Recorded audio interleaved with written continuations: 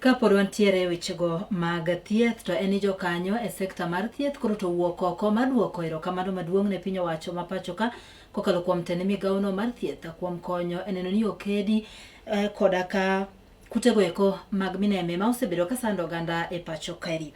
Kane oloso Stanley Kamau mabende en jakanyo kata jatelo riwruogno ma ong'ere kaka Ahadi Trust Kenya ogolo kwayo makende ne oganda ma pacho kaeri to ahinya mago mawuok kuondego ma mineme osebedo ka chendoe mondo mi one ni oketo ler malo kendo giritore mar neno ni gigeng'o ne gamo kute makamago. E seche nogo bende koro to giduoko erokamano maduong' ne jochiw thieth ma bende koro to giwacho ni oseketo maino kendo osetweyo chunygi mar neno ni gichiwo thieth moromo ne jogo ma osebedo ka sandore kokalo kuom kutego mag mineme. That has been done by community health promoters all over the country. Is it not for you?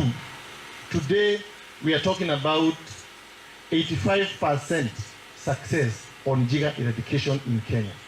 But we credit all that to community health promoters.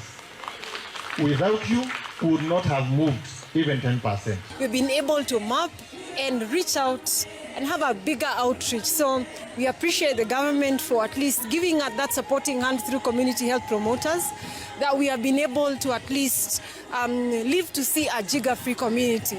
So we emphasize on, we continue emphasizing on proper hygiene in the communities.